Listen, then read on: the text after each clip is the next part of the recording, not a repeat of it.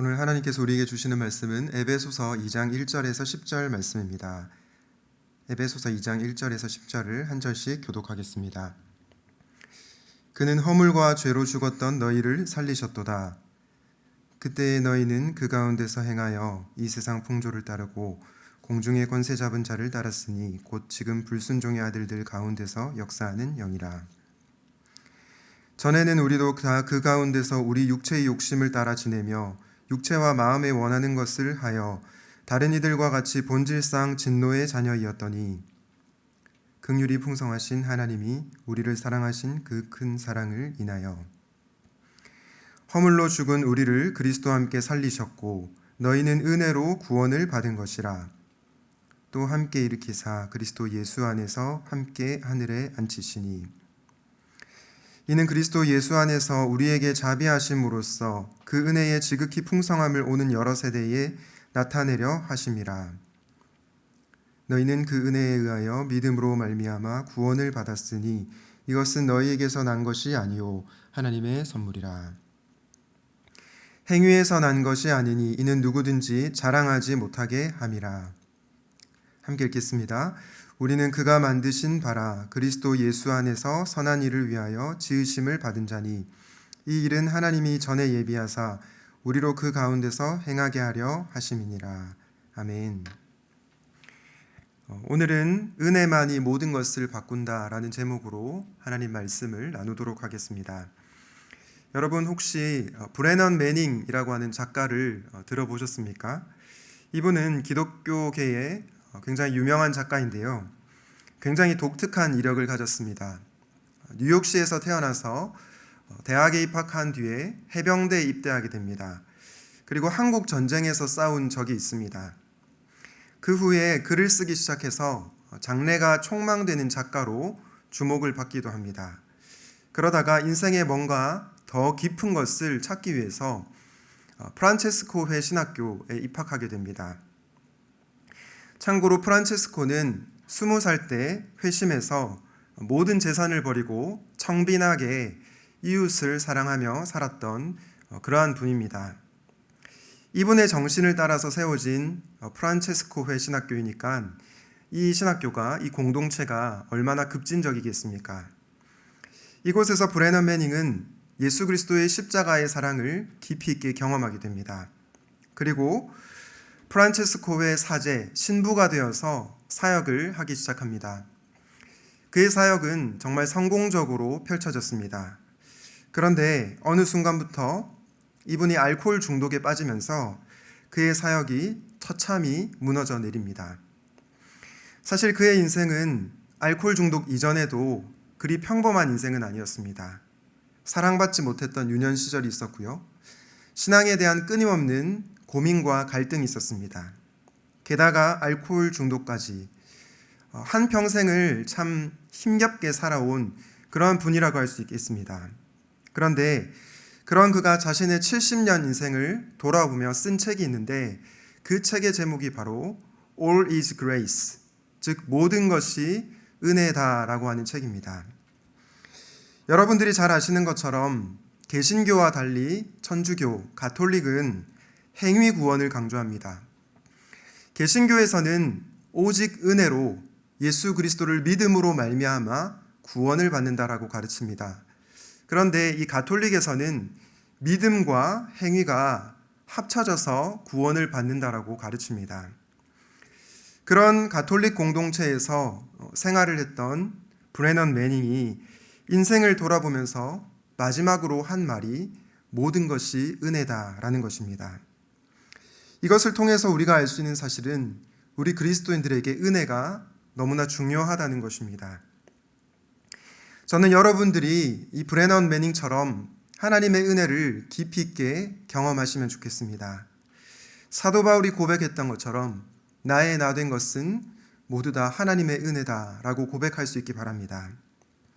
그렇다면 여러분, 은혜가 무엇입니까? 지난번에도 제가 은혜의 정의에 대해서 한번 설교 중에 언급한 적이 있는데 너무 중요한 개념이기 때문에 한 번 더 은혜의 정의를 말씀드리려고 합니다. 은혜는 자격 없는 자에게 주어지는 하나님의 호의입니다. 한마디로 은혜는 선물, 값없이 주어지는 선물입니다. 그런데 여러분, 오해하지 마시기 바랍니다. 은혜가 우리에게 값없이 주어지지만 결코 값싸지는 않습니다. 왜 그렇습니까? 예수님께서 저와 여러분의 죄를 위해 십자가에서 피 흘려 죽으셨기 때문입니다. 그래서 우리가 받는 구원은 결코 값싼 구원이 아닙니다. 저는 값없이 주어지지만 결코 값싸지 않은 이 은혜의 복음을 오늘도 또 선포하려고 합니다. 왜냐하면 은혜만이 모든 것을 바꾸기 때문입니다. 우리의 내면을 바꾸는 것도 은혜요, 우리의 삶을 바꾸는 것도 은혜입니다. 오직 은혜만이 우리를 근본적으로 변화시킬 수 있습니다.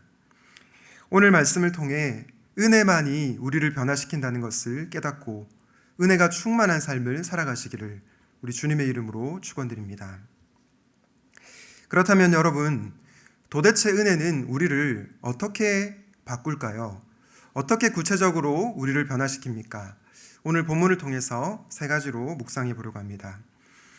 첫 번째로 은혜는 우리의 영혼을 살립니다.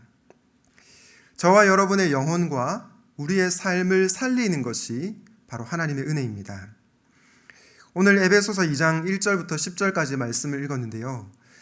이 에베소서 2장 1절부터 3절까지는 구원받기 전에 인간의 상태를 말합니다. 그리고 4절 이하부터는 구원받은 후에 우리의 모습에 대해서 얘기하고 있습니다. 구원받기 전에 인간의 상태가 어떠합니까?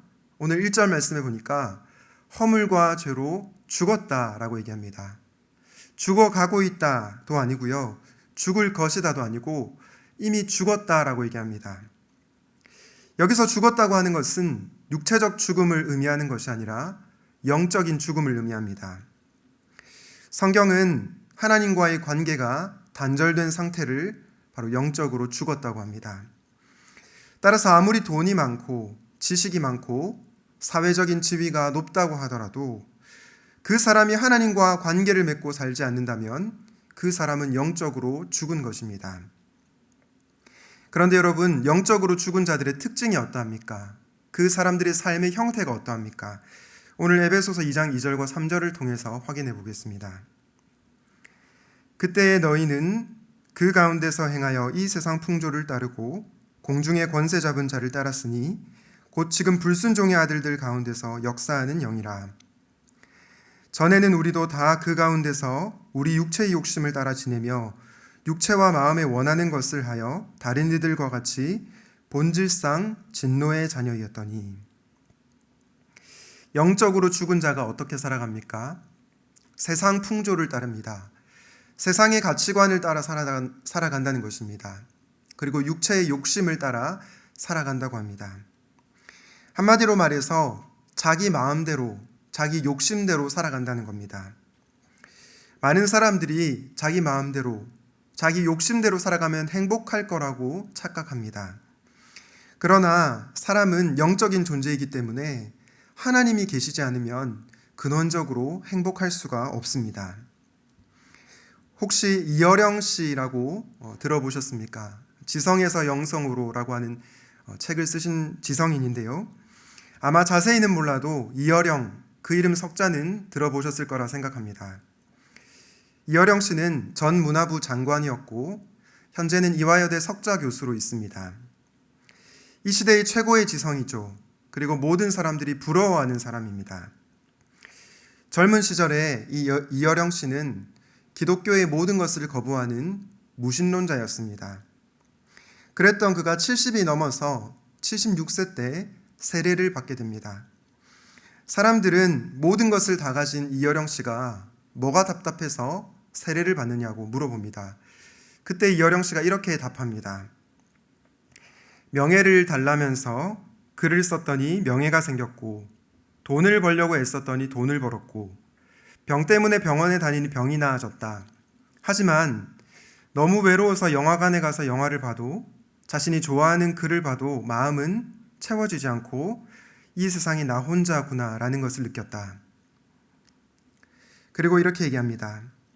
절대 고독을 느낄 때, 즉 나의 영혼이 가랄 때, 목마를 때, 수돗물이든 1급수든 2급수든 보통 물로 채울 수 없는 갈증을 느낄 때 나는 어디로 가는가? 이런 고백을 했습니다. 여러분, 이 이여령 씨의 고백이 좀 공감이 되십니까? 물론 어떤 사람들이 이렇게 말할지 모르겠습니다. 그가 돈과 명예와 건강, 모든 것을 가졌으니 배부른 소리 한다 라고 생각할지 모르겠습니다. 하지만 이분의 삶에도 큰 고통이 있었습니다. 이여령 씨에게 사랑하는 딸이 있었는데요. 이 딸이 암에 걸리게 됩니다. 뿐만 아니라 그의 손자는 주의력 결핍 장애, ADHD, 그 장애로 인해서 학교에 다니지 못하게 됩니다. 딸과 손자에게 일어난 이 시련을 겪으면서 이여령 씨가 깨닫습니다. 나의 힘으로 되지 않는 것이 있구나. 내 노력으로는 도무지 안 되는 것이 있구나 라는 것을 철저하게 인정하게 됩니다. 이 이여령 씨에게 찾아온 고통은 그것으로 끝나지 않습니다. 2006년에 하와이에 사는 딸에게 갑자기 전화가 왔습니다. 그리고 이 딸이 실명 위기에 놓였다고 얘기합니다. 당시 딸의 전화를 받고 이여령 씨는 곧장 하와이로 달려갑니다. 그리고 하와이의 원주민들이 모인 조그마한 교회에서 마음을 다해 기도합니다. 하나님, 저희 딸이 실명이 되지 않도록 도와주십시오. 만약에 저희 딸이 실명되지 않도록 도와주신다면 저의 말하는 능력 그리고 글 쓰는 능력을 하나님을 위해 사용하겠습니다. 이렇게 기도를 진지하게 하게 됩니다. 그 뒤에 이 딸이 치료를 받기 위해서 한국으로 들어오게 되는데요. 놀랍게도 한국 병원에서 눈에 아무런 이상이 없다는 진단을 받았다고 합니다. 하나님께서 이여령 씨의 이 간절한 기도를 들어주신 것입니다. 그런데 이여령 씨는 이 신앙으로 끝나지 않습니다. 많은 사람들이 딸의 눈이 나았기 때문에 하나님을 믿는 거 아니냐 이여령 씨에게 질문했을 때 이분이 이렇게 답합니다. 내 자식의 병을 고쳐주면 믿고 안 고쳐주면 안 믿는 하나님이 아닙니다. 망막이 고쳐졌다고 해서 언젠가는 안 죽나요? 눈이 나았다고 해도 암이 없어졌다고 해도 언젠가는 다 죽습니다. 진정한 기적은 예수의 부활뿐이고 하나님을 믿어 영생을 얻는 것 외에 기적은 없습니다. 여러분, 이여령 씨가 어떻게 이런 고백을 할 수 있었습니까? 그것은 자신에게 생긴 고난과 어려움이 사라진 것도 큰 기적이지만 예수의 부활 그리고 영원한 생명이 가장 귀한 기적임을 깨달았기 때문입니다. 사랑하는 여러분, 영생은 무엇입니까? 영생은 단순히 죽어서 천국 가는 것이 아닙니다. 요한복음 17장 3절은 영생은 유일하신 참 하나님과 예수 그리스도를 아는 것이다 라고 얘기합니다. 성경에서 안다고 하는 것은 하나님과 인격적인 친밀한 교제를 맺고 사는 것을 의미합니다. 하나님과 연결되어 있는 것, 그것이 바로 영원한 삶입니다. 이 세상에는 살아도 죽은 인생이 있습니다. 그 인생은 세상의 모든 것을 다 소유하고 있다고 해도 비참한 인생입니다. 왜냐하면 하나님께서 주시는 이 영생의 기쁨을 모르기 때문입니다. 반면에 하나님의 은혜로 영적 죽음에서 살아난 인생은 인생의 고달픔과 힘겨움이 있지만 살만한 인생입니다. 왜냐하면 하나님께서 주시는 놀라운 평안과 기쁨이 있기 때문입니다. 사랑하는 여러분, 여러분은 영적 죽음에서 여러분을 살려주신 하나님께 감사와 찬양을 올려드리고 있습니까? 그 은혜에 감동되어서 그 은혜에 감격하여서 하루하루를 살아가고 계십니까? 혹시 거듭남의 은혜를 망각하고 살았다면 오늘 말씀을 통해 다시 한번 구원의 은혜를 깨닫게 해달라고 그리고 복음의 감격에 젖어 살게 해달라고 기도하시면 좋겠습니다. 첫 번째, 은혜는 우리의 영혼을 살린다라는 말씀을 살펴보았습니다. 두 번째로, 은혜는 우리를 겸손하나 담대하게 합니다. 먼저 겸손에 대해서 한번 생각을 해보려고 하는데요. 에베소서 2장 8절과 9절 말씀을 다시 한번 보겠습니다. 너희는 그 은혜에 의하여 믿음으로 말미암아 구원을 받았으니 이것은 너희에게서 난 것이 아니요 하나님의 선물이라. 행위에서 난 것이 아니니 이는 누구든지 자랑하지 못하게 함이라. 구원이 저와 여러분의 행위에서 난 것이 아니라 은혜로 받는 것이다. 그래서 그 어떤 사람도 자랑하지 못한다고 바울이 얘기합니다. 이것을 통해서 우리는 구원의 은혜를 경험하는 자는 자랑하지 않는 자임을 알 수 있습니다.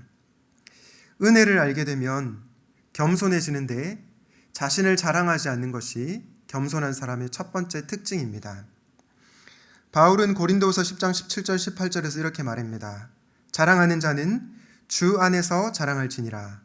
옳다 인정함을 받는 자는 자기를 칭찬하는 자가 아니요 오직 주께서 칭찬하시는 자니라. 그리스도인들은 자기를 자랑하고 자기를 칭찬하는 자들이 아니라 주님을 자랑함으로 주님이 칭찬하시는 자들입니다.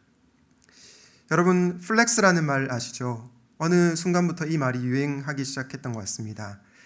오늘날 너무나 많은 사람들이 이런 용어를 사용하면서 자기를 드러내려고 합니다. 사실 요즘 같은 시대에 자기 PR을 하지 못하면 바보 취급을 당하기도 합니다. 이런 시대를 살다 보니 우리도 기회가 생기면 언제든 자기를 자랑하려고 하는 것 같습니다. 특별히 SNS에서 자기를 자랑하려고 하는 사람들이 의외로 많은 것 같습니다. 왜 그렇습니까? 아마도 대부분의 사람들에게 인정받고 싶은 욕구가 있기 때문입니다. 저 또한 그럴 때가 있습니다. 그런데 여러분, 은혜를 아는 그리스도인들은 자기를 자랑하는 자가 아닙니다. 오직 주님만을 자랑하는 겸손한 자입니다. 구원의 은혜를 정말로 아는 자들은 겸손하기에 자기 자신을 드러내지 않습니다. 아니, 자기 자신에 대해서 그다지 관심이 없습니다. 팀 켈러 목사님이 복음 안에서 발견하는 참된 자유라고 하는 책을 썼는데요. 그 책의 원제가 어떤 제목이냐면 자기 자신을 잊어버리는 은혜다입니다. 여러분, 교만한 사람들의 특징이 어떠합니까? 자기 자신에 대해서 매우 관심이 많습니다. 하지만 겸손한 자들은 자기 자신을 잊어버릴 정도로 자기에 대해서 관심이 없습니다. 그렇기 때문에 자랑도 하지 않게 되는 것입니다. 여러분들은 어떻습니까? 혹시 우리는 주님을 자랑하는 것이 아니라 나를 자랑하고 있지는 않습니까? 그렇다면 우리 자신의 내면을 다시 한번 돌아보면 좋겠습니다. 그리고 주님만을 자랑하는 겸손한 그리스도인들이 우리 모두 되시면 좋겠습니다. 겸손한 자의 첫 번째 특징이 자기 자랑을 하지 않는다면 두 번째 특징은 타인을 무례하게 대하지 않습니다. 저는 요즘에 신문기사를 보면서 오늘날 한국 기독교가 너무나 무섭다는 생각을 하게 됩니다. 물론 다 그런 것은 아니지만 일부 기독교인들이 세상을 향해서 굉장히 배타적이고 폭력적이고 또 무례한 태도를 취하기 때문입니다. 믿지 않는 사람들보다도 더 거칠게 행동하는 모습을 보면서 과연 우리가 믿는 복음이 은혜의 복음이 맞나 하는 생각이 들 정도입니다. 여러분, 왜 오늘날 일부 기독교인들이 때때로 이렇게 거칠고 무례하고 폭력적인 모습을 나타내는 걸까요? 저는 은혜를 모르기 때문이라고 생각합니다. 물론 이분들이 은혜의 사전적 정의를 모르지는 않을 것입니다. 그러나 실제로 은혜를 경험하지 못하고 살아가기 때문입니다. 은혜를 아는 자들은 겸손해질 수밖에 없습니다. 오늘 2장 3절에서 다른 이들과 같이 본질상 진노의 자녀다라고 하고 있는데요. 저는 이 다른 이들과 같이라는 표현에 주목해 보고 싶습니다. 여러분, 우리가 구원을 받은 것은 다른 사람들보다 잘나서가 아닙니다. 내 옆에 있는 불신자 친구들보다 더 탁월해서 윤리의식이 더 뛰어나서 구원을 받은 것이 아니란 말씀입니다. 우리는 본질상 진노의 자녀로 하나님의 심판을 마땅히 받아야만 했습니다. 그런 우리가 구원받은 근거가 어디에 있습니까? 지난번에 에베소서 1장 말씀을 전하면서 말씀드렸던 것처럼 창세전에 하나님께서 예수 그리스도 안에서 우리를 택하여 주셨기 때문입니다. 우리를 사랑하셔서 주권적으로 택하여 주셨기 때문입니다. 그것이 바로 성경이 말하는 은혜입니다. 여러분, 이 은혜를 아는 자들은 겸손한 삶을 살아갈 수밖에 없습니다. 나 같은 죄인도 사랑하신 하나님의 은혜를 기억하면 다른 사람들에게 결코 무례하거나 배타적으로 대할 수가 없다는 것이죠. 타인을 향해서 폭력적인 자세를 취하는 것은 그 사람이 은혜 안에 거하지 않는다는 것을 보여주는 것입니다. 세계적인 복음 전도자인 무디에 관해서 전해지는 일화가 있습니다. 한 번은 무디가 보스턴에서 집회를 했습니다. 이 집회는 보스턴 지역의 아주 큰 뉴스였습니다. 그런데 집회 전날 무디와 함께 일하는 사람이 흥분하면서 이 지역신문 하나를 가지고 들어왔습니다. 지역신문을 펼쳐보니 그 신문에 무디에 대한 거짓 기사와 비난이 적혀 있었습니다. 우리 같으면 어떻게 반응할까요? 저 같으면 참기 어려웠을 것 같습니다. 그 사람에 대해서 같이 맞대응을 하거나 너무 속상하거나 화가 났을 것 같습니다. 그런데 그 거짓 기사와 비난을 본 무디가 이렇게 대답했다고 합니다. 다행이네요. 이 기자가 만일 저의 실체를 알았다면 훨씬 더 심하게 저를 비난했을 것입니다. 무디는 자신이 하나님 앞에서 얼마나 큰 죄인인지를 알았습니다. 사람들이 자기의 실상을 보면 더 실망하고 더 절망할 것이라고 말했던 것입니다. 그리고 거짓 기사를 낸 사람과 맞서서 싸우지 않았습니다. 그 사람을 무례하게 대하지도 않았습니다. 여러분, 무디가 이렇게 할 수 있었던 이유가 어디에 있습니까? 그가 하나님의 은혜를 알아서 겸손했기 때문입니다. 그분의 은혜가 충만해서 다른 사람들에게 무례하게 대하지 않은 것입니다. 심지어 자신에 대한 거짓 기사를 쓴 그 사람에 대해서도 말입니다. 혹시 여러분들은 다른 사람들을 무례하게 혹은 오만하게 대하고 있지는 않습니까? 그렇다면 다시 한번 주님의 은혜를 기억하십시오. 그리고 온유하고 겸손한 그리스도인들이 다 되시기 바랍니다. 주 안에서 사랑하는 여러분, 우리 하나님께 은혜를 구하시기 바랍니다. 그리고 복음의 은혜를 깨달아 부디 겸손한 사람이 되시기를 바랍니다. 겸손한 자는 자기를 자랑하지도 않고 다른 사람에게 무례하게 대하지도 않습니다. 그런 겸손한 우리가 될 수 있으면 좋겠습니다. 은혜는 우리를 겸손하게 한다라는 말씀을 나누었는데요. 혹시나 오해하실까 봐 이 말씀을 드리고 싶습니다. 은혜는 우리를 겸손하게 하지만 우리를 비굴하게 만들진 않습니다. 오히려 당당하게 하고 담대하게 살아가게 합니다. 왜 그렇습니까? 바로 우리의 신분이 변화되었기 때문입니다. 에베소서 2장 6절 말씀을 보겠습니다. 또 함께 일으키사 그리스도 예수 안에서 함께 하늘에 앉히시니. 하나님께서 우리를 그리스도 예수 안에서 함께 하늘에 앉히셨다라고 얘기합니다. 여러분, 이것은 무슨 뜻입니까? 쉽게 얘기해서 우리가 하늘나라의 왕자가 되었다는 것입니다. 우리의 신분은 더 이상 거지가 아니라 왕자라는 것입니다. 하늘나라의 왕비라는 것이죠. 이처럼 우리가 예수님 안에서 너무나 존귀한 품격 있는 존재가 되었다는 것입니다. 만약에 한 나라의 왕자가 길거리에서 떨어진 것을 주워 먹고 구걸을 하고 산다면 우리는 그 왕자를 어떻게 바라보겠습니까? 안타까운 시선으로 바라볼 것입니다. 왜 저 왕자는 자기 신분에 합당하게 행동하지 않냐고 말을 할 것입니다. 사랑하는 여러분, 우리는 겸손해야 하지만 이 세상 가운데서 담대하게, 당당하게 살아가야 합니다. 혹시 여러분의 친구들이 여러분의 경제력, 학력, 외모, 직업, 그런 외적인 조건들로 여러분들을 무시하십니까?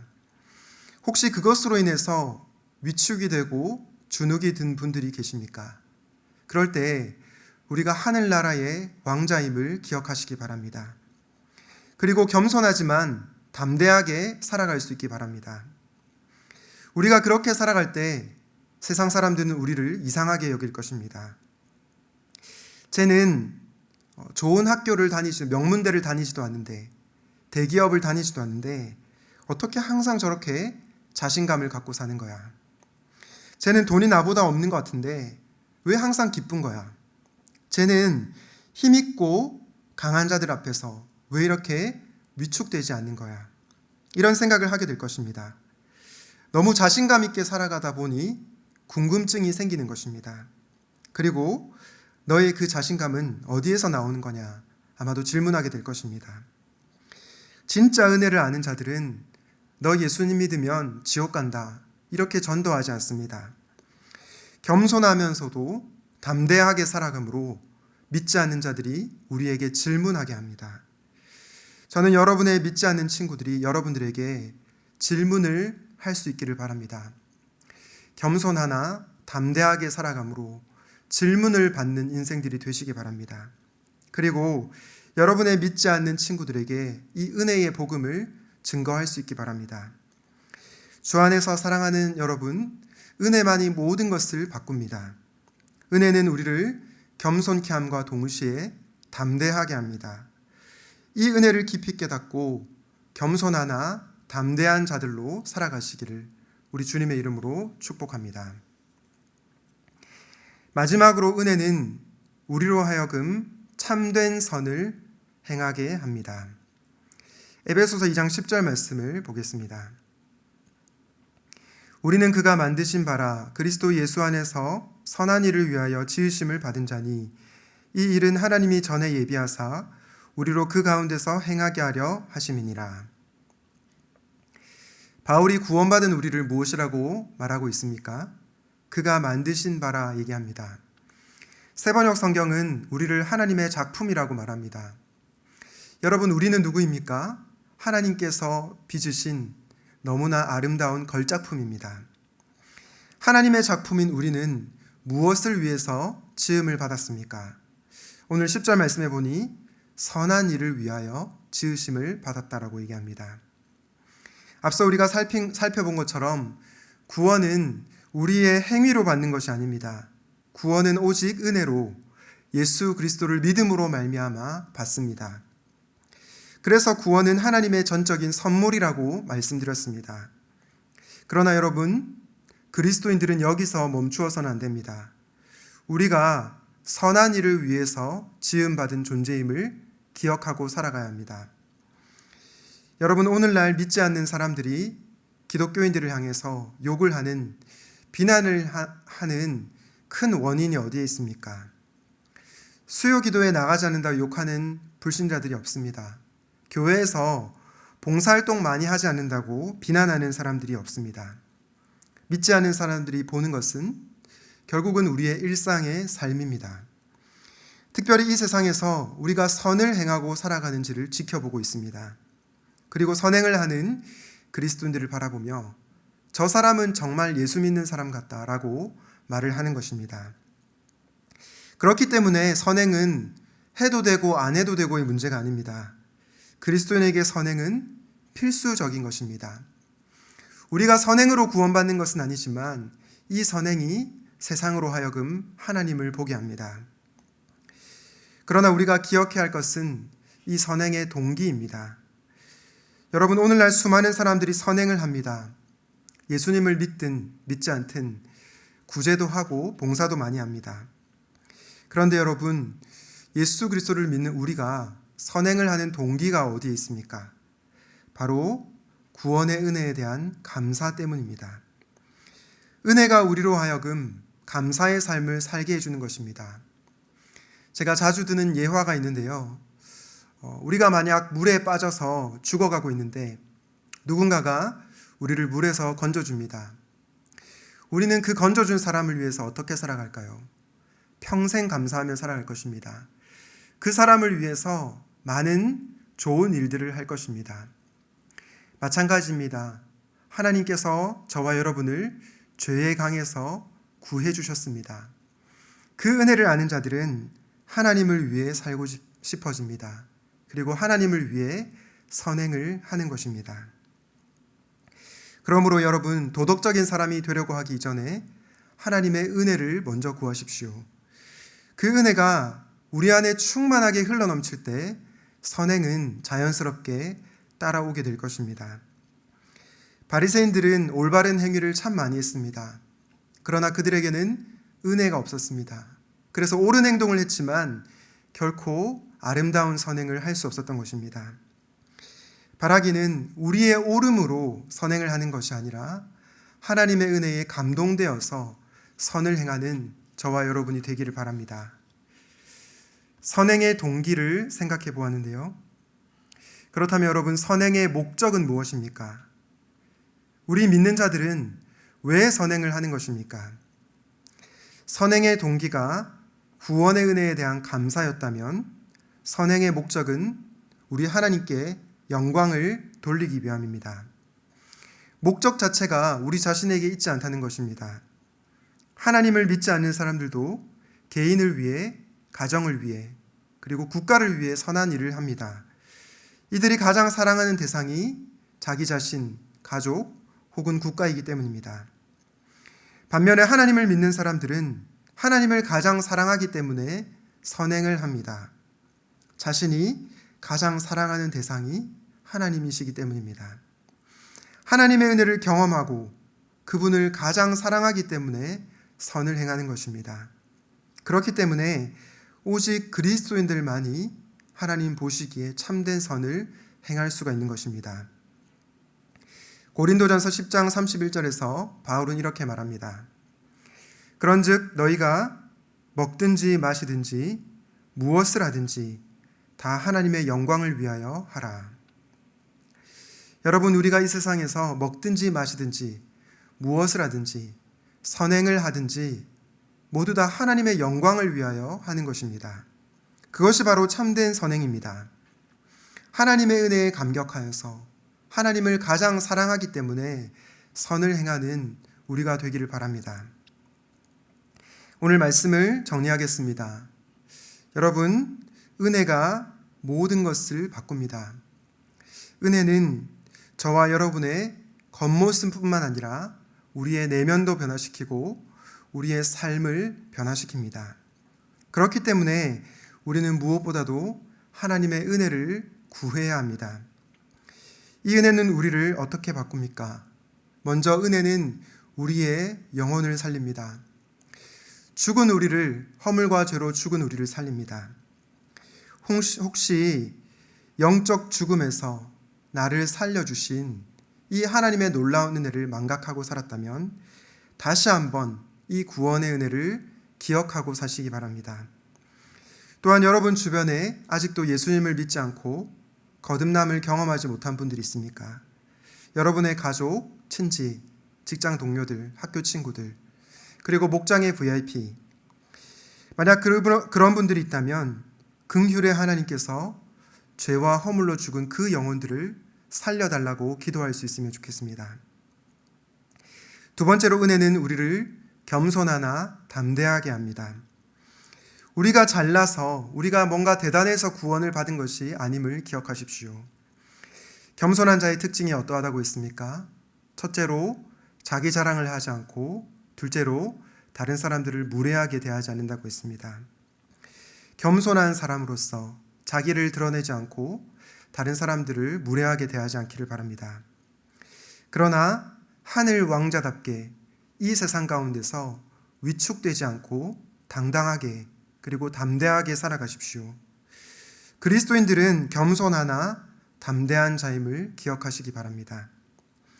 마지막으로, 은혜는 우리로 하여금 참된 선을 행하게 합니다. 세상 사람들도 선을 행하지만 우리의 선은 구원받은 은혜에 대한 감사로서의 선행입니다. 또한 선행을 하는 목적이 나의 영광이 아니라 하나님의 영광이 있습니다. 그렇기 때문에 오직 그리스도인들만이 참된 선을 행할 수가 있는 것입니다. 주 안에서 사랑하는 샘물 청년 여러분, 그리고 샘물 성도 여러분, 은혜만이 모든 것을 바꿉니다. 이번 한 주 살아가실 때 이 하나님의 놀라운 은혜를 경험하고 변화된 삶을 살아가시기를 우리 주님의 이름으로 축원드립니다. 아멘. 우리 함께 은혜로다 말씀을 기억하면서 찬양하도록 하겠습니다.